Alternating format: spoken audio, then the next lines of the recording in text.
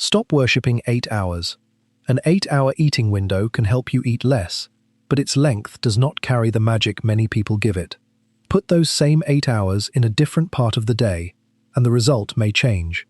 In one randomized human trial, an early window added about 214 calories a day of extra deficit on top of standard weight loss counseling. That sounds like a fat loss shortcut. It was not. Body weight moved more, but fat loss did not differ significantly. So the real promise is more useful than the headline. Your clock changes the context in which the window works. The window itself is not wrong.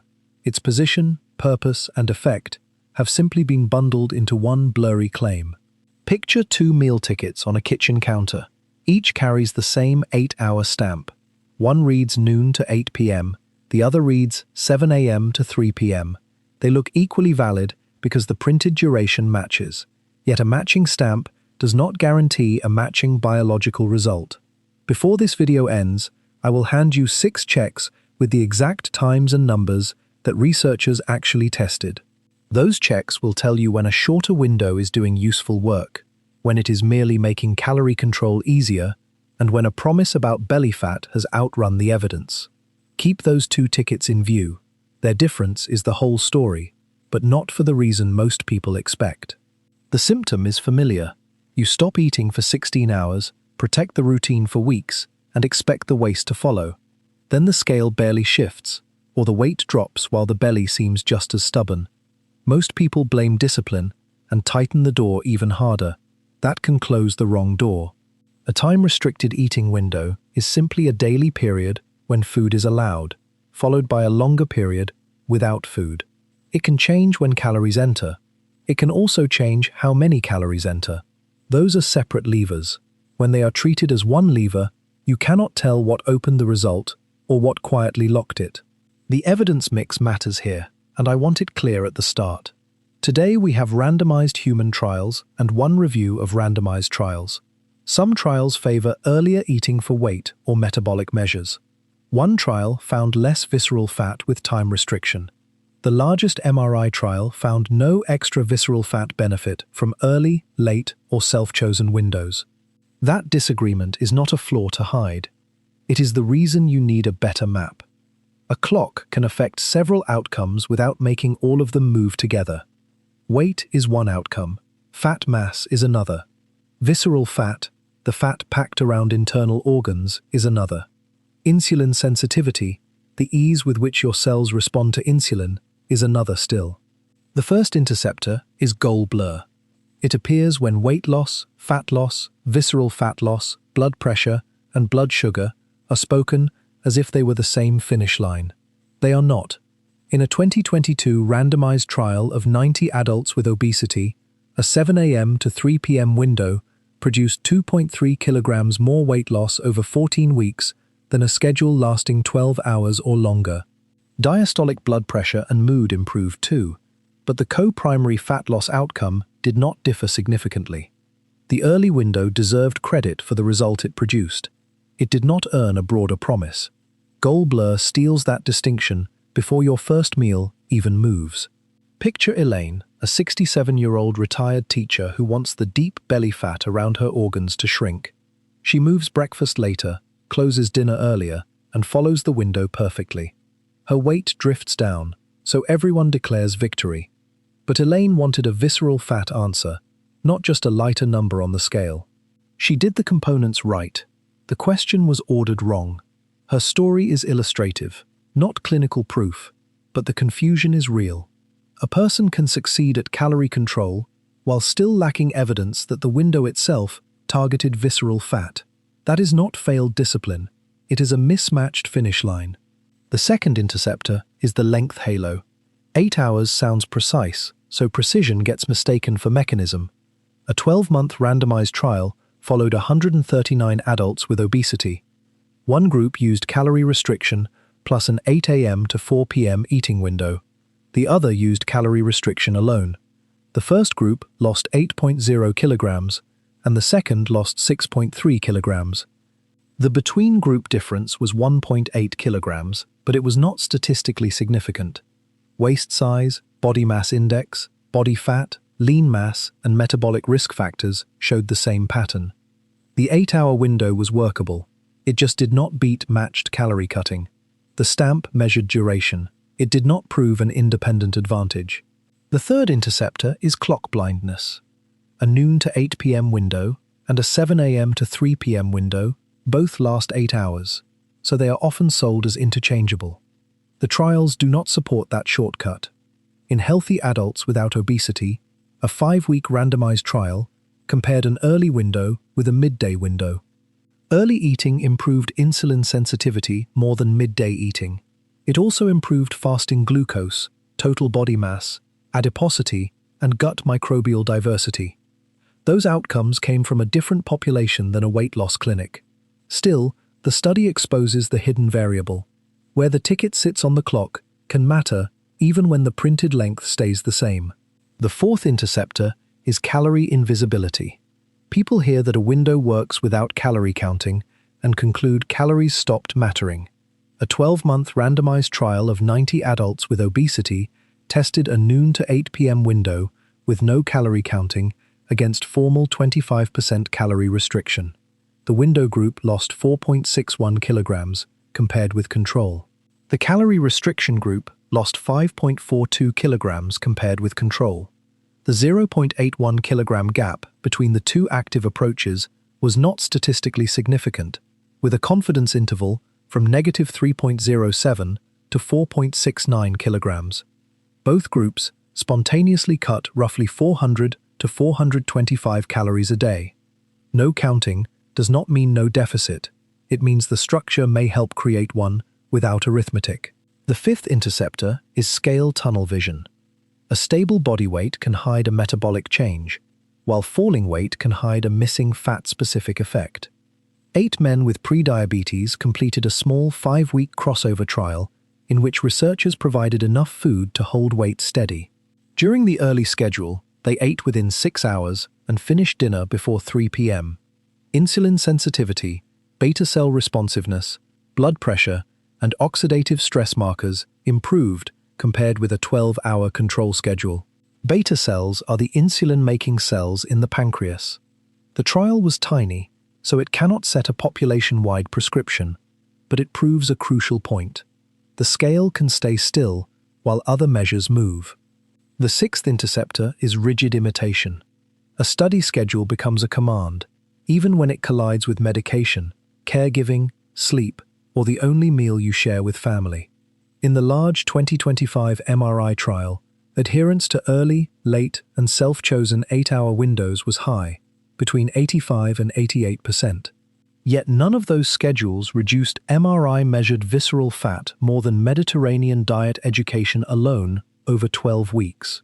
No serious adverse events occurred. That is reassuring, but it is also humbling. A schedule can be practical, well tolerated, and faithfully followed without producing the special visceral fat edge promised online. Those 6 interceptors all commit the same error. They ask one clock to answer 6 different questions. You are not weak because the answer came back muddy. The framework was muddy. Goal blur confuses the target. The length halo crowns a number. Clock blindness ignores placement. Calorie invisibility hides the deficit. Scale tunnel vision watches one gauge. Rigid imitation forgets the life around the plan. The 2 stamped tickets now carry more information than they did a few minutes ago. One more layer will make them useful. That layer begins when you wake, not when the fasting timer reaches 0. Your body does not experience a day as a blank strip of 24 identical hours. The waking period has a direction. Light, sleep, movement, meals, and internal timing arrive in a sequence. Researchers call this circadian timing, the roughly daily rhythm that helps coordinate metabolism and behavior. The facts in our ledger do not give a universal perfect breakfast time. They do show that moving food earlier can change insulin sensitivity and blood pressure under controlled conditions. They also show that shortening a window without changing calories may add nothing measurable to weight loss.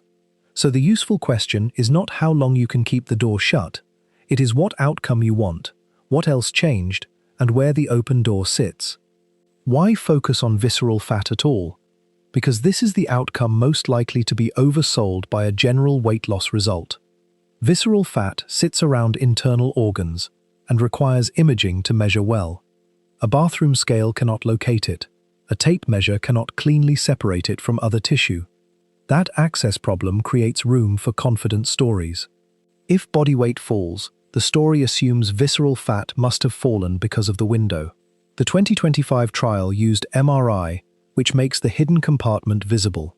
It found that usual care built around Mediterranean diet education reduced visceral fat, but adding early, late, or self-chosen time restriction did not significantly improve that change. Age makes clean promises even less useful. The early versus midday trial used healthy adults without obesity. The small weight-stable trial used men with pre-diabetes. The 14-week weight loss trial enrolled adults from 25 to 75 years old with obesity. The 3-month visceral fat trial studied adults with metabolic syndrome in China. Those groups answer different questions. Your body, medicines, sleep, and meal obligations decide which question resembles yours. This is why a result in healthy volunteers cannot be pasted onto Elaine, and why a result in 8 men cannot become a universal 6-hour instruction. Context narrows the meaning before it widens the promise. The dominant model still deserves a fair defense. A shorter eating window can reduce opportunities to eat. That makes it easier for some people to create a calorie deficit. In the noon to 8 p.m. trial, participants did exactly that without counting. The model is useful, but it was often built to answer whether a schedule helps people eat less, not whether 8 hours has a special fat-burning property. The missing variable is attribution. What caused the result?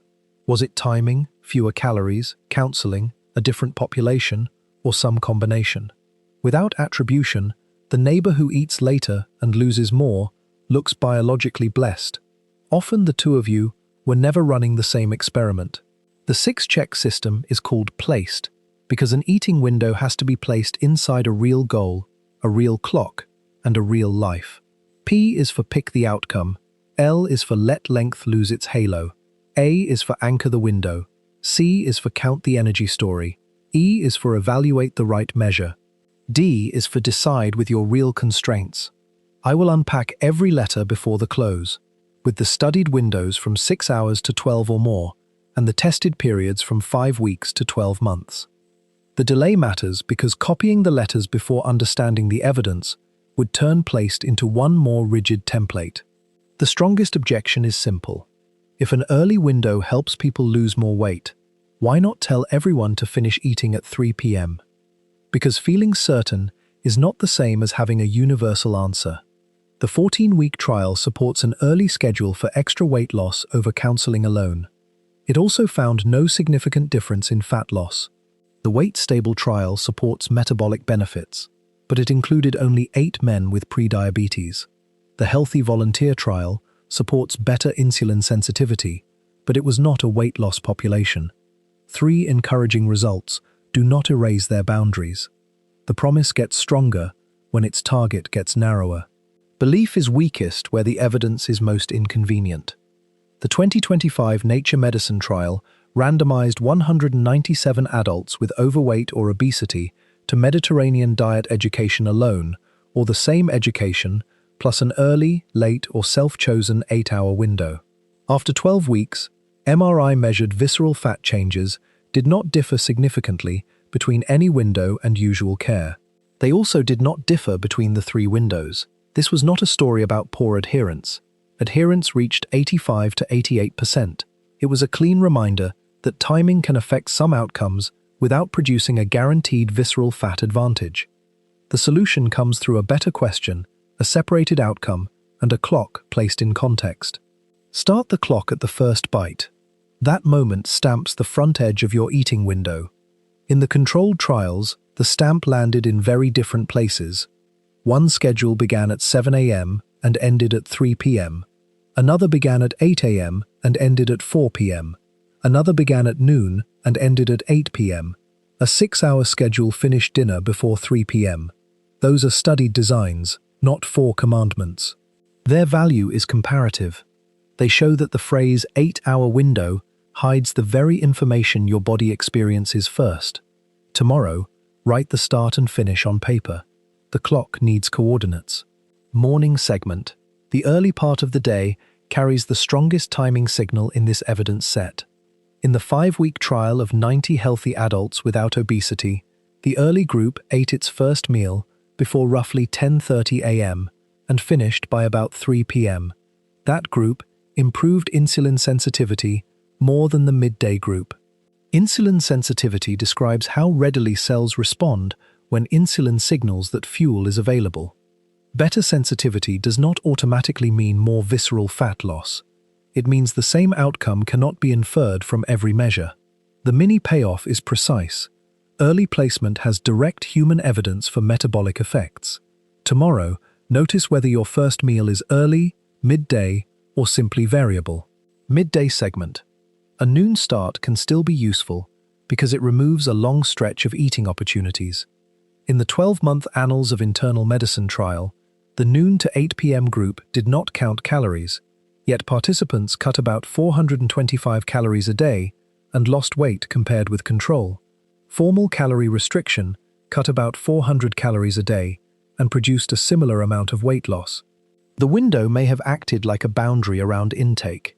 That is practical value, even without a special clock effect. The mini payoff is freedom from false choice. Timing structure and calorie reduction can be two descriptions of the same behavioral result. Tomorrow, notice what the window removes, not just how long it lasts. Afternoon segment. The last bite stamps the back edge of the ticket. Finishing before 3 p.m. appeared in the small weight-stable trial and the 7 a.m. to 3 p.m. weight loss trial. In the first, calories were held constant and weight did not change, yet insulin sensitivity and blood pressure improved. In the second, weight loss improved, but fat loss did not significantly differ. Same early finish, different design, different outcome. The mini payoff is the distinction you can trust. An early finish may influence metabolism, but it does not carry a universal fat loss guarantee. Tomorrow, treat the finish time as a variable to observe, not a badge to win. Evening segment. Late eating is often treated as the villain, but this evidence cannot support a blanket accusation. The 2025 MRI trial included a late 8-hour window and found no significant visceral fat difference compared with usual care or the other windows. That null finding does not prove late and early eating are identical for every outcome. It shows that schedule position did not create a detectable visceral fat advantage in that trial. This protects you from turning a clue into a law. The mini payoff is permission. A family dinner is not a moral failure. Tomorrow, identify the evening meal you genuinely value before you redesign anything around it. Now the first usable component can be released. Anchor before you shorten. For 1 week of observation, keep your ordinary food and simply record the first bite and last bite. That is not a treatment dose. It is a map of the variable the research keeps separating. The provocation in this episode is now paid honestly. The length of an eating window is not the main lever once calories are matched. Placement may affect metabolic outcomes, while the calorie deficit still explains much of weight loss. One ticket says how long, the clock face says where. You need both before the stamp means anything. The early window result is strongest when described without hype. Over 14 weeks, standard weight loss counseling plus a 7 a.m. to 3 p.m. window produced 2.3 kilograms more weight loss than counseling plus an eating period of 12 hours or longer. Researchers estimated that gap as about 214 extra calories of daily deficit. Diastolic blood pressure and mood also improved, but measured fat loss did not significantly differ. So early placement may make a deficit easier or change other biology without selectively melting fat. The clock changes the context. It does not repeal energy balance. The weight-stable trial isolates the other direction. Researchers fed 8 men with prediabetes enough food to prevent weight loss. For 5 weeks, a 6-hour early window with dinner before 3 p.m. improved insulin sensitivity, beta cell responsiveness, blood pressure, and oxidative stress markers compared with a 12-hour schedule. Because body weight was held steady, those changes cannot be dismissed as a side effect of weight loss. Yet the sample was extremely small and specific. This is proof of concept, not a dosing instruction. The stamped ticket can affect metabolism even when the scale does not move. It still cannot promise that every person needs the same stamp. The instruction that cancels all this nuance is the command to chase the shortest possible window. Shorter sounds stronger. A 6-hour schedule did produce metabolic benefits in one controlled study, but the 12-month trial found no significant advantage when an 8-hour window was added to matched calorie restriction. The 2025 MRI trial found no visceral fat edge for any 8-hour schedule over usual care. You could spend months defending a stricter clock while never defining the outcome it is meant to improve. Strictness is not the measurement. It is only the burden you agreed to carry. One trial pulls in the opposite direction and deserves equal space. In adults with metabolic syndrome in China, 3 months of an 8-hour window, alone or paired with a low-carbohydrate diet, reduced visceral fat area, fasting glucose, uric acid, and abnormal blood lipids from baseline. The time-restricted groups also reduced visceral fat and weight more than a low-carbohydrate diet alone, without a change in physical activity. That is a real positive result. It sits in direct tension with the larger MRI trial's null result. Honest evidence can disagree, because populations, comparison groups, and designs differ. The right response is not to pick a favorite paper, it is to lower the certainty of the universal claim. The broader review adds another guardrail. A 2019 review examined randomized trials lasting at least 8 weeks that compared intermittent fasting or time-restricted feeding with continuous daily calorie restriction in adults with overweight or obesity. 9 of 11 studies found no significant difference in weight or body fat loss. That count is a narrative vote, not a pooled effect size. Still, its direction matches the longer calorie-matched trials. A window can be an effective way to reduce intake. Across much of the literature, it does not clearly outperform a daily deficit for weight or body fat. Vote in the comments, yes if you would try this one tonight, no if you need more proof. Keep it to one word so the answers stay easy to read. The full placed sequence comes next, and each letter removes one interceptor that made the 2 stamped tickets look more similar than they really are. I used to treat the eating window as the whole intervention. If the clock said 8 hours, I assumed the mechanism had been handled. My own audit failed all 6 checks. I had not picked one outcome. I gave the number a halo. I ignored placement, intake, measurement, and real-life constraints. The single variable I changed was the order of the questions. First, define the result. Then interpret the clock. Same window, clearer claim. Now open the full protocol.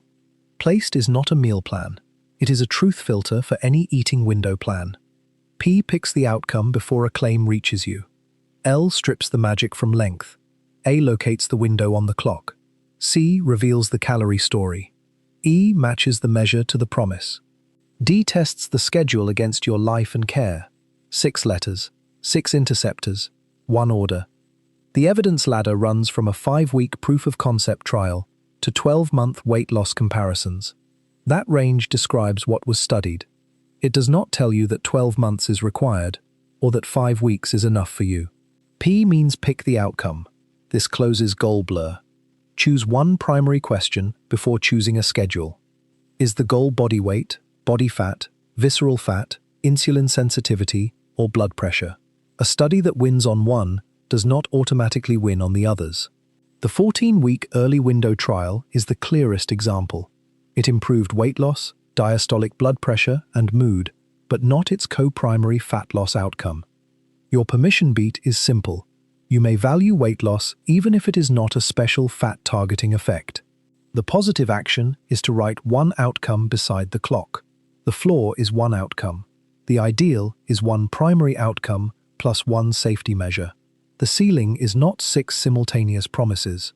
Sequence so far, choose the finish line. Goal blur is gone. L means let length lose its halo. This closes the 8-hour myth. 6 hours, 8 hours, and 12 or more hours all appear in the evidence, but none becomes a universal ideal. The 6-hour early schedule was tested for 5 weeks in 8 men with pre-diabetes. 8-hour schedules were tested across several larger trials. 12 hours or more served as a comparison in the 14-week study. Your permission beat is important. You may keep an 8-hour window if it makes eating simpler. The action is to stop treating that number as proof of an independent metabolic advantage. The evidence floor is a tested 6-hour design, not a personal minimum. The repeated benchmark is 8 hours, not a magic ideal. The studied comparison ceiling reached 12 hours or more.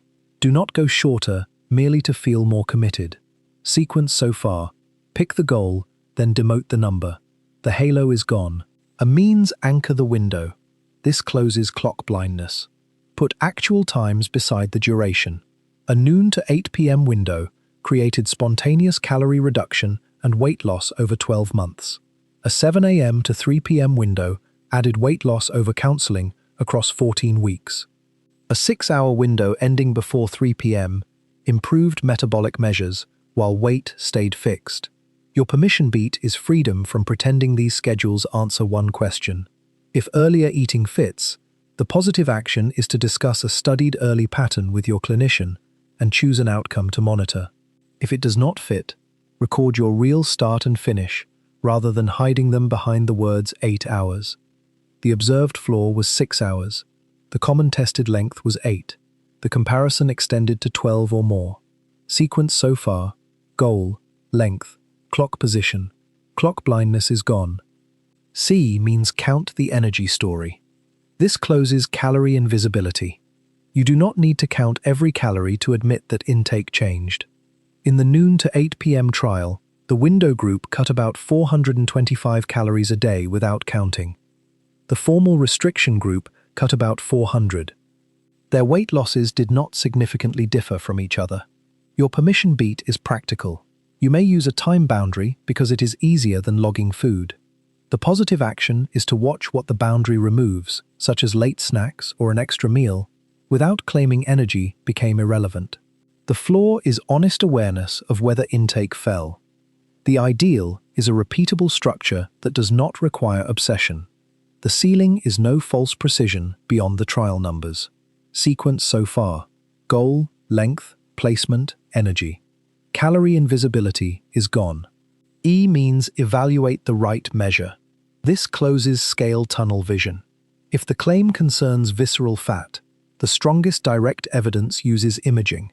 If it concerns insulin sensitivity, the trial must measure the body's response to insulin. If it concerns weight, the scale is appropriate. The 2025 MRI trial found no added visceral fat benefit from any schedule. The weight-stable 2018 trial found metabolic improvements without weight loss. The 2022 early window trial found more weight loss without significantly more fat loss. Your permission beat is relief from demanding that every gauge move together. The positive action is to match one measure to the chosen outcome. The floor is the measure named in the study. The ideal is the same measure tracked consistently with clinical help when needed. The ceiling is no substitute measure pretending to be direct proof. Sequence so far. Goal, length, placement, energy, measurement. Scale tunnel vision is gone. D means decide with your real constraints. This closes rigid imitation. A schedule that conflicts with medicine's time to meals is not a harmless copy. A schedule that removes the one family meal you treasure may not survive long enough to help. People who take medication timed with food should ask their own doctor before shifting an eating window. In the 2025 trial, self-chosen windows achieved high adherence, yet they still showed no extra visceral fat benefit over usual care. Your permission beat is the right to reject a study clock that does not fit your life. The action is to bring the exact start, finish, goal, and medication timing to a clinician. The floor is safety and feasibility. The ideal is a schedule you can sustain without making claims the evidence cannot support. The ceiling is no rigid imitation. Sequence complete. Goal, length, placement, energy, measurement, life. Rigid imitation is gone. The 2 tickets can finally be read. Their identical 8-hour stamps tell you only the duration. Placed adds the missing coordinates. Pick the outcome. Let length lose its halo. Anchor the clock. Count the energy story. Evaluate the right measure. Decide with real constraints. If the goal is weight loss, a window may help by reducing intake. If the goal is metabolic improvement, early placement has encouraging human evidence even without weight loss. If the goal is visceral fat loss, the evidence conflicts, and the largest MRI trial found no added benefit. 6 checks, 2 edges, 1 honest claim. One mistake can invalidate the entire protocol. Changing the window while also changing food amount, food type, exercise, and sleep makes attribution impossible. The fix is one sentence. Decide which variable you are testing before you judge the result. A second mistake matters less but causes plenty of confusion. Judging an early schedule after a few difficult days tells you about convenience, not the outcomes measured over 5, 12, or 14 weeks. The fix is not to promise yourself a study result. It is to separate tolerability from effectiveness and take the plan to your clinician when health conditions or medication are involved. The long-awaited number ladder is not a prescription, it is an evidence map. 5 weeks gave a small proof-of-concept metabolic signal. 12 to 14 weeks tested weight, visceral fat, blood pressure, mood, and adherence in larger groups. 12 months tested whether a window added anything meaningful to calorie restriction or worked similarly without counting. 6 hours was the shortest window in this set. 8 hours was the repeated design. 12 hours or more was a comparison, not a failure. Those numbers tell you where confidence came from. They do not manufacture a personal dose. The paradox is that a good eating window begins outside the window. It begins with the question you ask, the outcome you measure, the medicines and meals already in your day, and the reason the schedule changes intake. Elaine did not need more discipline. She needed her visceral fat goal separated from her weight result. I did not need a stricter timer. I needed to stop letting a neat number answer a messy question. Your effort was real. The interpretation needed better placement. So where does all of that actually leave you? Pick one outcome. Treat 8 hours as a tool, not a trophy. Put the start and finish on the clock. Admit when the boundary changes calories. Match the measure to the promise. Protect medication timing and the meals that make life worth living. The length of the eating window was never the whole lever. Its position can matter, but the result depends on what you are measuring. I keep the science transparent, so the description lists every source in order. What works in a study may work differently in your body. Stay curious, stay careful, and keep your doctor in the loop. Keep an eye out for the follow-up, where evening meal timing finally gets explained properly.